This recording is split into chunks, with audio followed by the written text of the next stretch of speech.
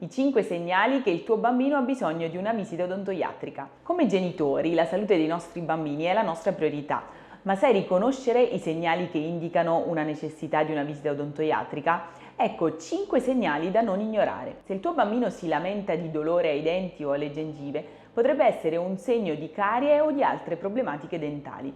Il dolore non è mai normale e richiede l'attenzione di un dentista. Difficoltà nel masticare o evitare cibi a causa del discomfort può indicare problemi dentali. Se noti cambiamenti nelle abitudini alimentari del tuo bambino, è il momento di una visita dentale. Macchie bianche, marroni o nere sui denti possono essere un segnale precoce di carie. Una visita dal dentista può aiutare a prevenire problemi più gravi in futuro. Se le gengive del tuo bambino sanguinano durante la spazzolatura o il filo interdentale, potrebbe essere un segno di gengivite. Un controllo odontoiatrico può determinare la causa e la soluzione migliore. L'alito cattivo non dovuto al cibo può essere un segnale di accumulo di batteri o di altri problemi di salute orale. Se l'alito cattivo persiste, è importante far controllare il tuo bambino. Ricorda, prevenire è meglio che curare. Se non noti uno di questi segnali nel tuo bambino, non esitare a prenotare una visita odontoiatrica. Prendersi cura della salute orale dei bambini è un passo fondamentale verso il loro benessere generale.